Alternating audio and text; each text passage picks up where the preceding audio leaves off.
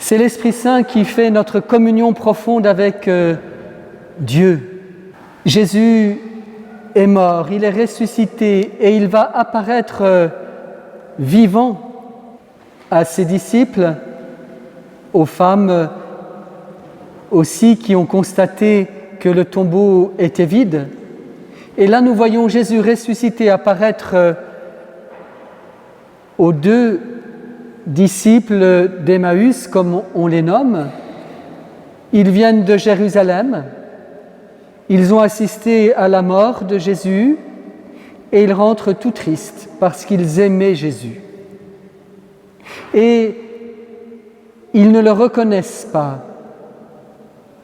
C'est seulement à la fraction du pain qu'ils vont s'apercevoir qu'il s'agit bien de Jésus, mais ils n'ont pas reconnu sa voix, son physique. Et c'est souvent le cas lorsque Jésus apparaît ressuscité, il n'est pas reconnu automatiquement. Cela veut dire que c'est à la fois le même et en même temps, il est différent. Ce n'est plus tout à fait le même corps. Il apparaît avec un corps de ressuscité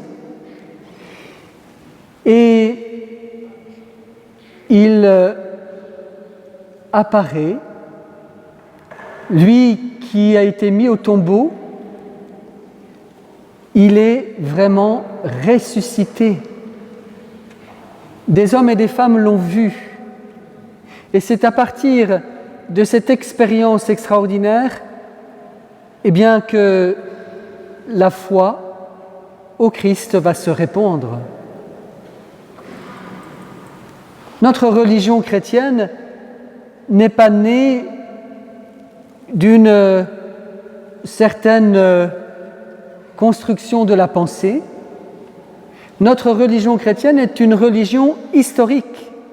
C'est à partir d'un fait historique que des apôtres, des disciples, hommes et femmes, vont raconter ce qu'ils ont entendu et vu. Cela part d'une réalité historique.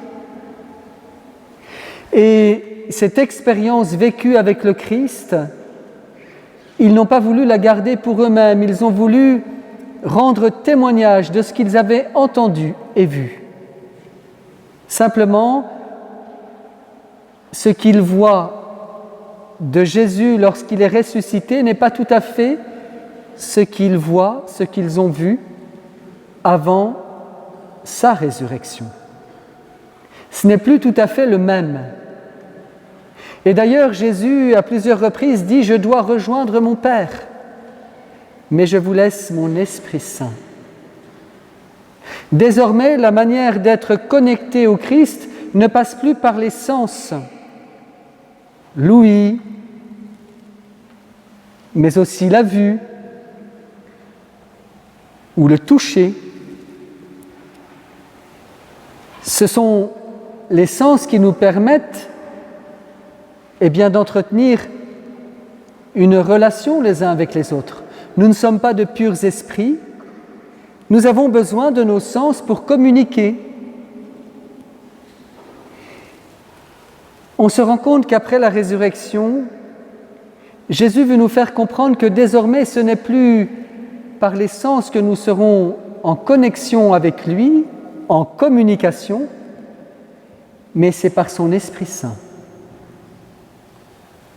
Ainsi, l'Esprit sera donné à toutes celles et ceux qui acceptent de l'accueillir. Et cela dans toutes les parties du monde et pour toutes les générations. Lorsque Jésus est venu il y a 2000 ans, il est venu dans un pays bien précis, à une époque bien précise, mais désormais, il est le contemporain de tous, par son Esprit Saint. Ainsi, chaque être humain peut entrer en communion profonde avec lui. Il suffit d'invoquer l'Esprit de Dieu, l'Esprit Saint, et de le laisser prier en nous, de le laisser nous parler, de le laisser nous appeler. Le Père Stéphane nous disait tout à l'heure qu'on devait être attentif aux appels de Dieu. C'est par son Esprit Saint que Dieu nous parle. Encore faut-il, lui laisser la possibilité de nous atteindre. Et reconnaissons que dans notre vie, il y a bien des écrans. Alors bien sûr, tous ces écrans nous permettent une certaine connexion les uns avec les autres, mais parfois ils font écran à Dieu. Dieu ne peut plus passer parce que nous avons la tête rivée sur nos écrans, et dans cette petite animation qui nous a été visionnée ce matin, nous avons vu comment certains peuvent être rivés à leur téléphone et ne plus être attentifs à ce qui se passe autour d'eux. Nous avons des outils extraordinaires de communication, mais est-ce que l'on communique vraiment? Et qu'est-ce que l'on communique? Alors il y a bien sûr toutes les anecdotes, les petites futilités de la vie, mais est-ce qu'on n'aurait pas des choses plus importantes à communiquer, plus intérieures, plus profondes? Et ça demande de la confiance. Ce n'est pas en un texto qu'on peut réellement partager la densité de ce que l'on vit. Et même si vous envoyez aujourd'hui ou demain quelques images du pèlerinage à vos proches par votre smartphone, ce ne sera qu'une image. Est-ce qu'elle pourra traduire toute la densité de ce que nous vivons au cours de ce pèlerinage que nous commençons aujourd'hui? Je ne crois pas. Pour vraiment partager, pour être vraiment en connexion, il faut aller au-delà de nos sens, au-delà de ce que l'on entend, de ce que l'on voit. Et même parfois, ça peut nous jouer des tours. Si je vois quelqu'un qui ne correspond pas, par exemple, à mes goûts, sa manière de s'habiller, sa morphologie, le ton de sa voix, son attitude, je risque vite de le laisser de côté. Pensons aussi à toutes les personnes qui souffrent d'un handicap et qui très vite se sentent rejetées. Comme quoi la vue n'est pas toujours une aide à la vraie communication, à la vraie connexion. Ça peut nous jouer des tours, parce qu'on juge vite sur l'apparence, on juge vite sur ce que l'autre dit, sur les paroles qu'il prononce, et très vite on le catégorise, alors qu'il faudrait plus de temps pour découvrir vraiment qui est la personne, aller au-delà de ce que l'on voit, de ce que l'on entend, de ce que l'on touche. C'est communiquer avec le cœur, c'est laisser l'autre se révéler, lui laisser du temps. Notre société souffre sans doute du manque de temps pour se poser, pour s'écouter. Eh bien, essayons de vivre ça pendant ce pèlerinage. Posons-nous, écoutons-nous, parlons-nous. Et puis, rendons-nous disponibles pour que Dieu vienne vraiment parler à notre cœur. Alors à Lourdes, vous allez voir beaucoup de choses, vous allez entendre beaucoup de choses. Mais méfions-nous, là encore. Ne nous arrêtons pas à la superficialité de ce que l'on peut voir à Lourdes, de ce que l'on peut entendre ou admirer. Intéressons-nous à ce qui est beaucoup plus profond. Pour ça, demandons à Dieu d'avoir le cœur disponible. Demandons-lui de purifier notre regard, notre écoute, notre attention à l'autre et au tout autre, Dieu lui-même. Ainsi, nous serons comme les disciples d'Emmaüs. Nous nous laisserons enseigner par Jésus, même s'ils ne l'avaient pas reconnu tout de suite.